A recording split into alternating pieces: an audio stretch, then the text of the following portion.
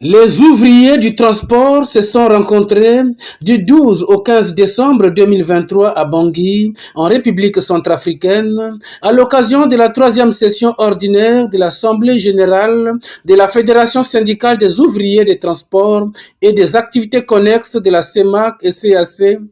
Autour du président de la FESOTAC, bienvenue Mabiala, les transporteurs de la sous-région Afrique centrale se sont donnés comme mission de conjuguer leurs efforts pour mieux défendre les intérêts des transporteurs.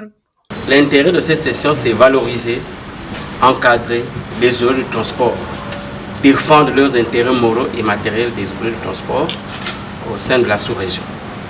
Et nous attendons donc de cette session et que nos activités que nous avons commencé au niveau de la première session jusqu'à la troisième session, que nous voyons la continuité de telle sorte que les heures de transport se retrouvent.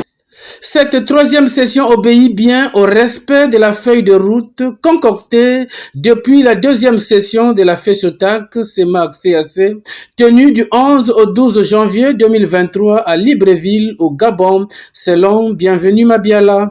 La feuille de route des sessions, la première session inaugurale et la deuxième session ordinaire de Libreville, qui avait tracé la feuille de route selon les activités de la sous-région au sein de notre fédération. Et voici aujourd'hui le tour de Bangui où nous sommes arrivés, également pour continuer la feuille de route de nos activités des ouvriers de transport au niveau de la zone CEMAC-CAC. Ces ouvriers du transport ont salué le gouvernement de Bangui pour ses efforts dans la sécurisation des routes et des transporteurs qui, selon eux, ont baissé le phénomène d'extorsion des biens. Cette session fera de telle sorte qu'on rappelle au gouvernement de Bangui que je félicite beaucoup qu'aujourd'hui, les ouvriers de transport centrafricains qui quittent Centrafrique pour le Cameroun, pour le Congo, du côté de Centrafrique se retrouvent, bien qu'il y a quelques éléments véreux.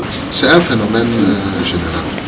Quand on parle de tracasserie et de raquetage, c'est réciproque. C'est pour ça que nous avons pris la peine de faire la route de Brazzaville jusqu'à Yaoundé, de Yaoundé jusqu'à Bangui par route.